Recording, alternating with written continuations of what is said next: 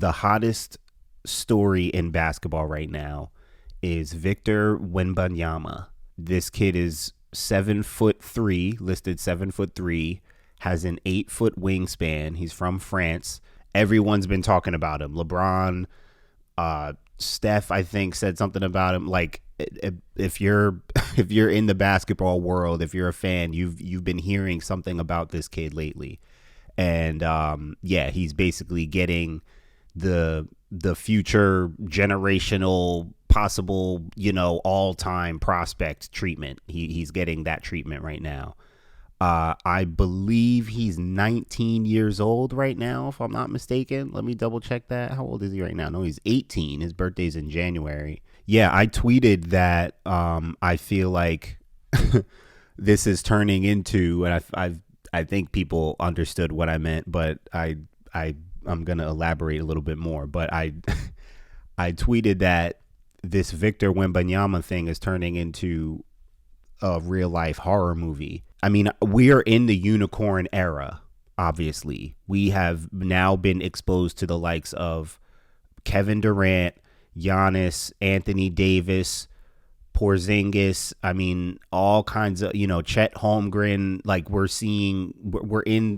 been in the unicorn era. I don't think any of us have seen the kind of presence on the floor in terms of just sheer length, right? And height, obviously, but also length when it comes to this kid, Victor Wembanyama. Just like seeing him dunk. I mean, he just, he barely gets he barely has to jump. All of that stuff that comes with being really tall, like, it just looks ridiculous. But the most ridiculous part is about how this kid moves at his size. I mean, this is the closest thing. Like, I tweeted when I first saw Chet Holmgren in AAU. It was at the Under Armour circuit, I want to say. I saw Chet Holmgren in person. I tweeted, this is the closest thing to KD I've seen. I said, the only thing I can compare what I just saw to is Kevin Durant at his size, because he was walking up between the legs, pulling up from three, fluid. I mean, he was a guard at 6'11". So I'm like, okay, I have one reference to compare this to. So that's what I tweeted. This kid is actually way closer to just a way better, I think, comparison to KD. KD is KD. Everybody is their own person, but because KD's thing is like the way he shoots the ball is ridiculous. But the way I see him shooting the ball in these clips, in these G League games, his jump shot, I mean, just generally it looks fluid.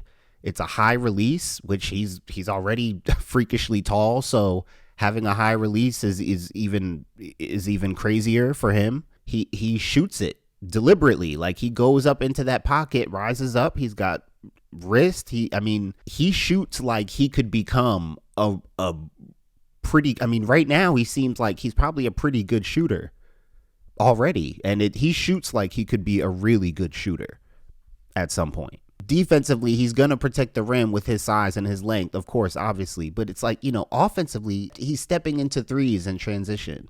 It's just nutty, and it looks like, to me, it looks like one of those aliens from Men in Black being out there. That's what I mean. It looks like an alien out there, That's why I tweeted horror movie when it comes to this, because, and also not to say that people like LeBron or Steph or the best players in the world are already fearing this kid, like they're scared of this kid or whatever.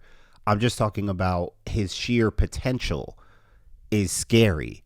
It's scary. That's a word that plenty of people will continue to throw around when it comes to his potential and his ceiling. He's scary. He's scary. Like, that's why I tweeted horror movie.